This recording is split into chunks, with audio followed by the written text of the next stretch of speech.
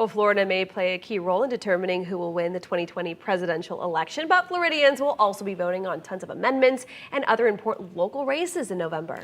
Those races include local officials and Congress. In the weeks leading up to the election, we are highlighting important races on the ballot, courtesy of clickorlando.com. Embry Voles is off, so Trooper Steve is here to tell us about who's running for Florida's 7th Congressional District. That's right, ladies. So Florida's congressional district includes portions of Orange and Seminole counties. Incumbent Stephanie Murphy currently holds the seat for U.S. House District 7, but is facing two challengers seeking to replace her in the November election. First up, we have Dr. Leo Valentin, and he's representing the Republican Party. Valentin is a medical doctor who runs a radiology practice right here in Orlando. Valentin says that through his upbringing and career as a physician, he's learned the importance of promoting local economies, strengthening communities, and making quality healthcare affordable. He has an extensive education as well. Most notably, he's attended Harvard Medical School. Next up is going to be Congresswoman Stephanie Murphy. The Democrat assumed office back in 2017,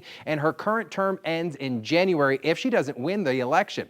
We have to point out her 2016 election win, which was a memorable upset. She defeated 12-term incumbent Republican John Mica, receiving 51% of the vote. Congresswoman Murphy currently serves on the House Ways and Means Committee, where she works to promote smart trade policies that help Central Florida families and create more pathways to the middle class. Now, the third candidate, William R. Garlington, who is a non-party affiliate. According to his campaign website, Garlington is a businessman, entrepreneur, author, and public speaker. His focus has been on educating individuals on the importance of self-reliance and to look beyond depending on federal and state governments. Now, we've included links to the candidates' campaigns in our web story. Just look at clickorlando.com/results2020. And while you're there, be sure to check out what all you can expect to actually see on your ballot. Ladies, back to you. All right, Trooper Steve, thanks.